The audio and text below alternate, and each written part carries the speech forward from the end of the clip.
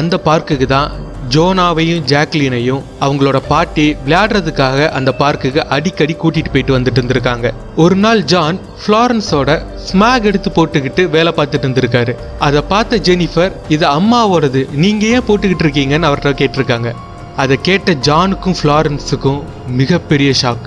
ஏன்னா அந்த ஸ்மாகை ஃப்ளாரன்ஸ் இதுக்கு முன்னாடி இருந்த ஊர்ல பால் வியாபாரம் பார்க்கும்போது போட்டுட்டு இருந்திருக்காங்க.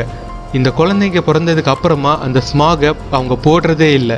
இது எப்படி அம்மாவோடதுன்னு உனக்கு தெரியும்னு அவங்க கேட்டதுக்கு, அம்மா பால் வியாபாரம் பண்ணும்போது இதை போட்டுப்பாங்க, நான் அதை பார்த்துருக்கேன்னு சொல்லியிருக்காங்க. இதை கேட்டோம் தான் ஜானுக்கும் ஃப்ளாரன்ஸுக்கும் தூக்கி வாரி போட்டிருக்கு. ஒரு நாள் கில்லியனும் ஜெனிஃபரும் தனியா உட்காந்து ஏதோ தீவிரமா பேசிட்டு இருக்கத ஃப்ளாரன்ஸ் கேட்டுட்டு இருக்காங்க. உனக்கு கண்ணில இருந்து ரத்தம் வந்துச்சு, உனக்கு காதுல அடிபட்டு இருந்துச்சு, உனக்கு தலையில அடிபட்டு இருந்துச்சு, உனக்கு காலில் அடிபட்டு இருந்துச்சு அப்படின்னு அந்த 2 குழந்தைங்களும் மாறி மாறி பேசிட்டு